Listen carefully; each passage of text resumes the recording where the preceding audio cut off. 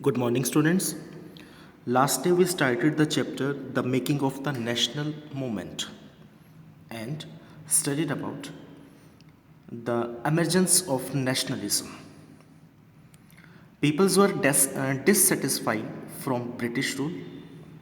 जब national movement start हुआ था तो उस टाइम पर लोगों की कंडीशंस क्या थी कि लोग काफ़ी ज़्यादा जो है डिससेटिस्फाई थे ब्रिटिश रूल से and India not having politically mapped boundaries at that time.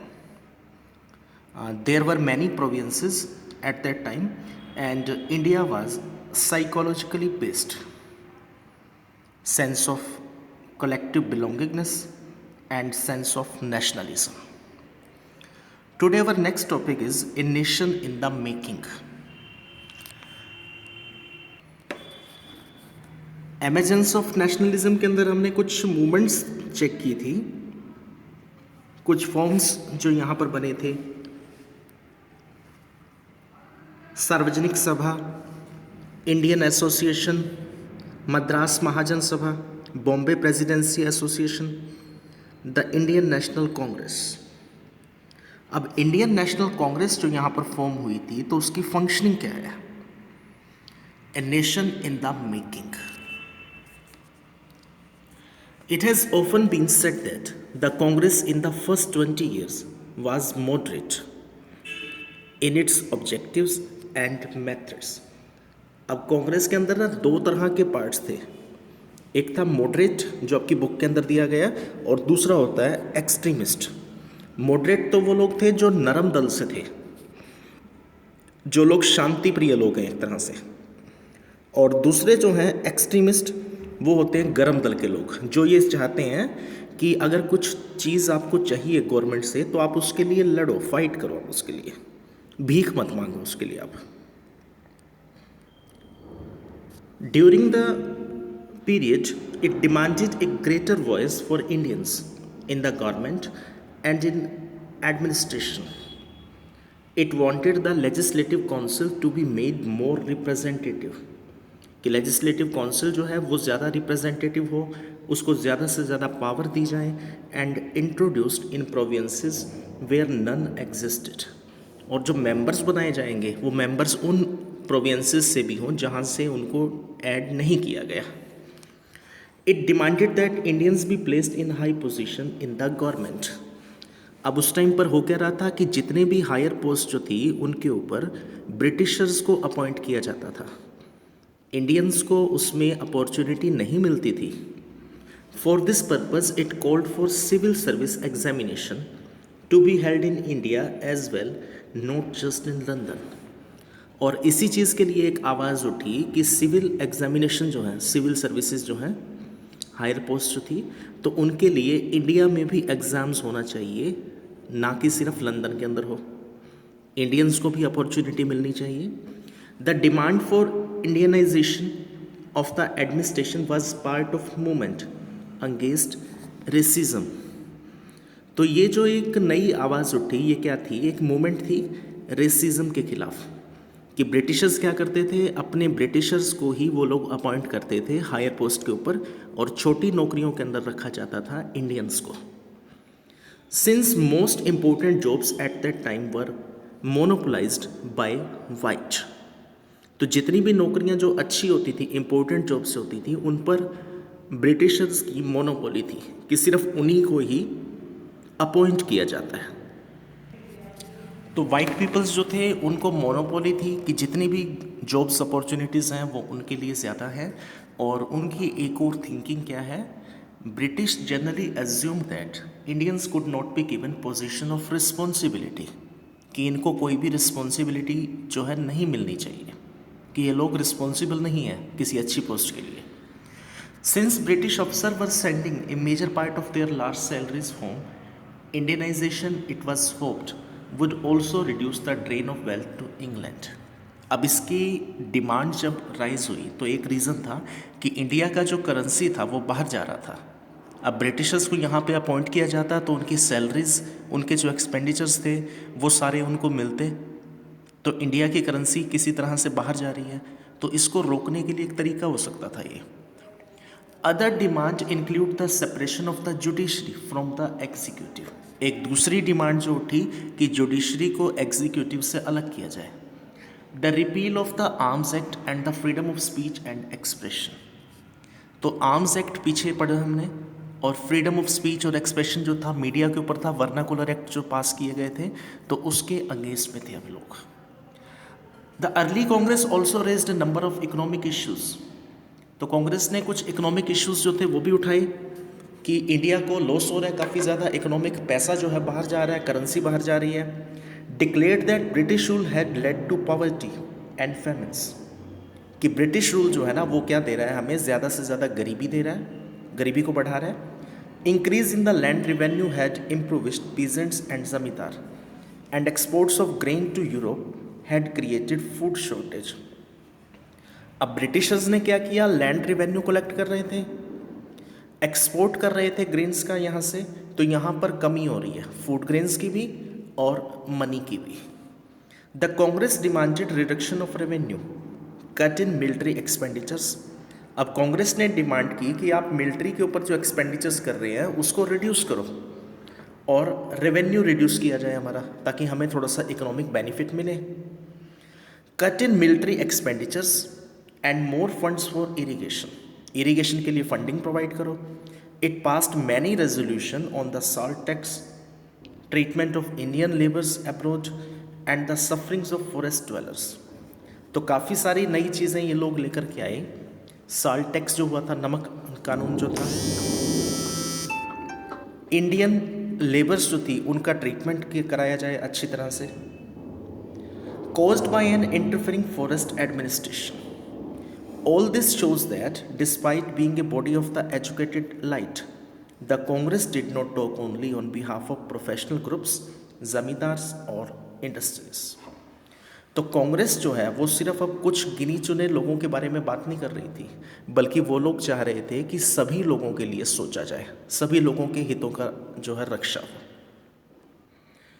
The moderate leaders wanted to develop public awareness about the unjust nature of British rule. अब मॉडरेट जो थे, नरम दल के जो लोग थे, वो चाहते थे कि लोगों को ज़्यादा से ज़्यादा जागरूक किया जाए, अवेयर किया जाए ब्रिटिश रूल के लिए, कि ये लोग जो अनजस्टिफुल कंडीशंस हमारे साथ कर रहे हैं उसके लिए लोगों को अवेयर करें। They published newspaper, wrote articles and showed how British rule was leading to the economic ruin of the country. Articles लिखे गए, ब्रिटिश रूल्स को दिखाया गया कि कैसे ये हमारी इकोनॉमी को लॉस कर रहा है, ख़राब कर रहा है। They criticise British rule in their speech and sent representative to different parts of the country to mobilise public opinion. तो ब्रिटिश रूल को क्रिटिसाइज कर रहे हैं अपनी स्पीच के थ्रू, अपने रिप्रेजेंटेटिव्स इन्होंने भेजे पब्लिक ओपिनियन रेडी करने के लिए, लोगों को तैयार करने के लिए, जागरूक करने के लिए, अवेयर करने के लिए।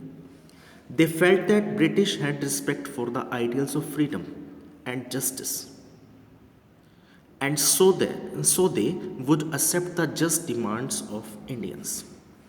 तो इनको क्या लगता था कि ब्रिटिश तभी इन लोगों की डिमांड्स को पूरा करेंगे जब इनको ये क्लियर हो जाएगा कि ये लोग तो अब अवेयर हो चुके हैं। What was necessary therefore was to express these demands.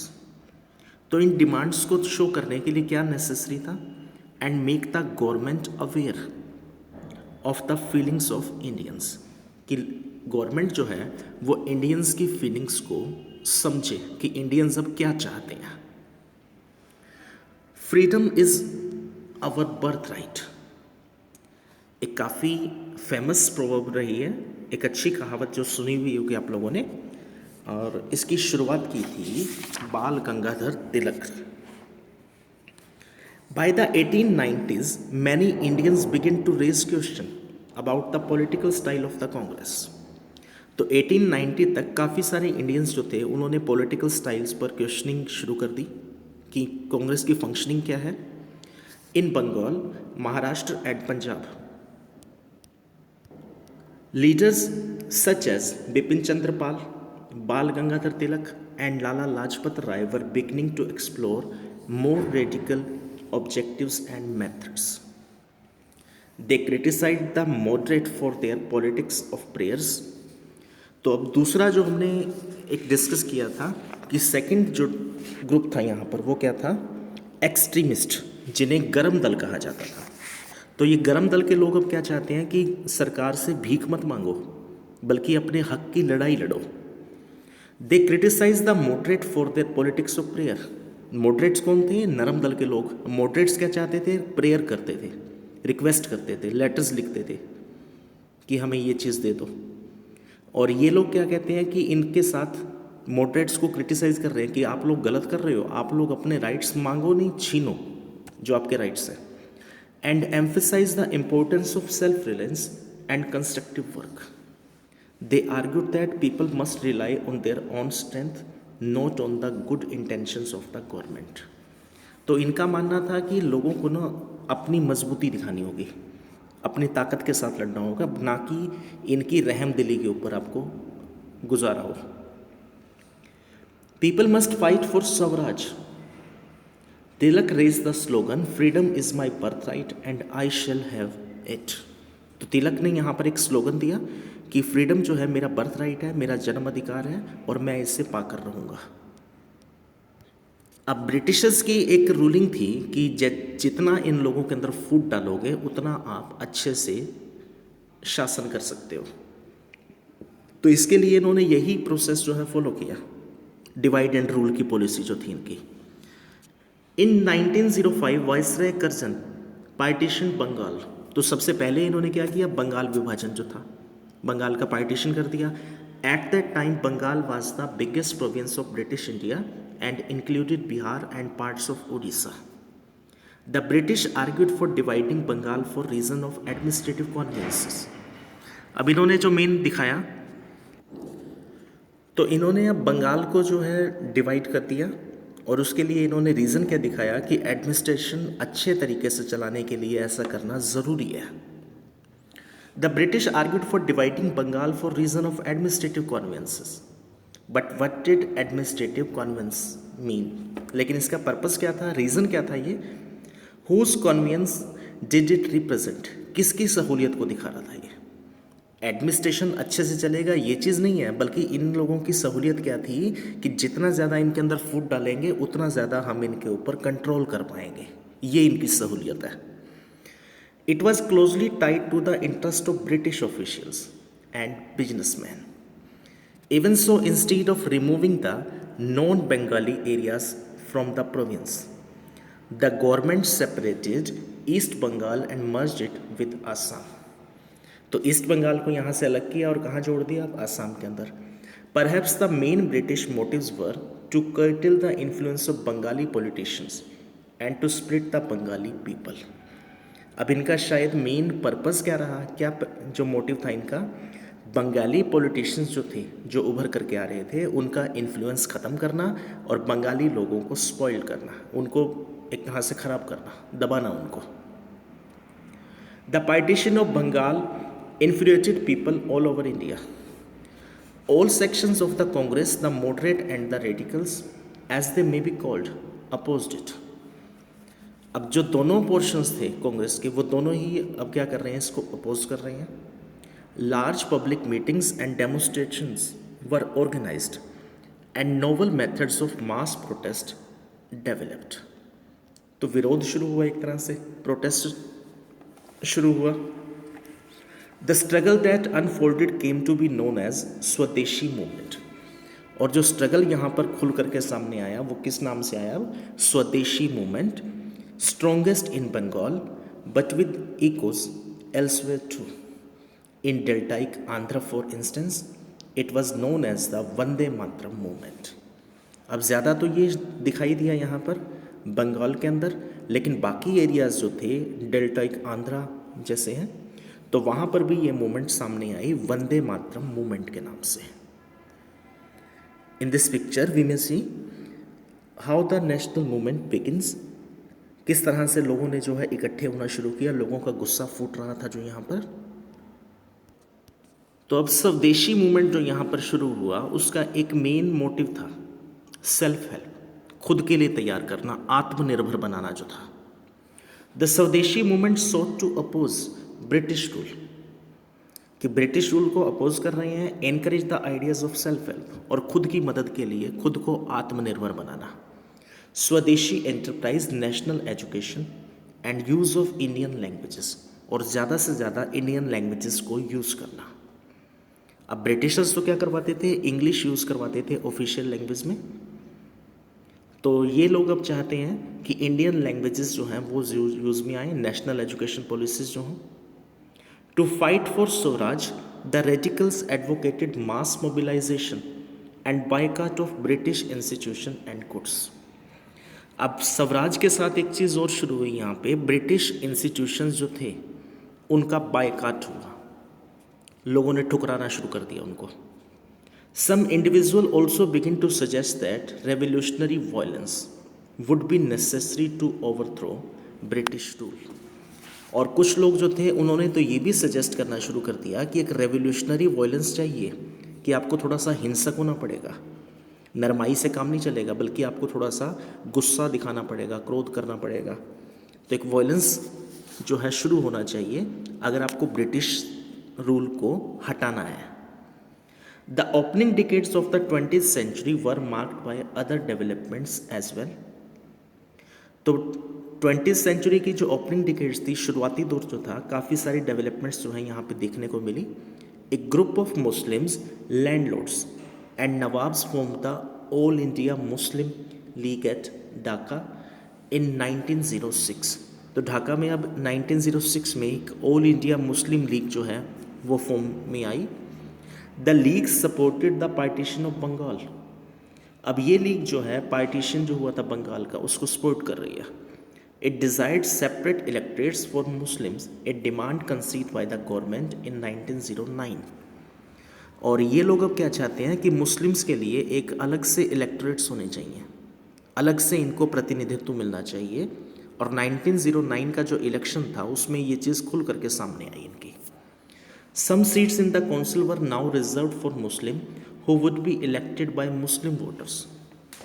तो अब इन्होंने मुस्लिम्स के लिए अलग से सीटें मांगी जहाँ पर मुस्लिम वोटर्स जो हैं इलेक्ट करेंगे अपने रिप्रेजेंटेटिव्स।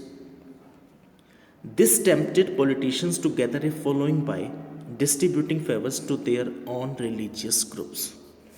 तो ये जो पॉलिटिशियंस जो थे, तो ये क्या कर रहे थे, अब अपने रिलीजियस ग्रुप्स को फेवर कर रहे हैं। एक तरह से मुस्लिम्स हैं तो अपनी मुस्लिम कम्युनिटी को ये लोग फेवर कर रहे हैं सीधे सीधे। Meanwhile the Congress split in 1907।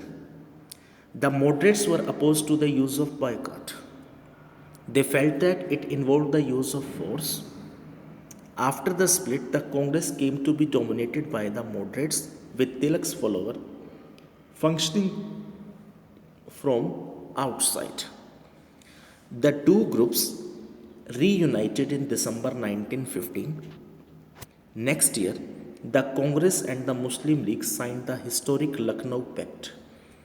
तो ये दोनों ग्रुप्स जो थे 1915 के अंदर फिर से इकट्ठे हुए, और नेक्स्ट ईयर कांग्रेस और मुस्लिम लीग जो है दोनों ने मिल करके एक पैक्ट जो है साइन किया, लखनऊ पैक्ट के नाम से जो जाना गया, and decided to work together for representative government in the country.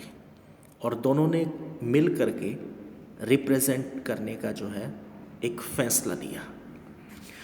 Okay students, tomorrow we will continue on this chapter with next topic, the growth of mass nationalism. Thank you.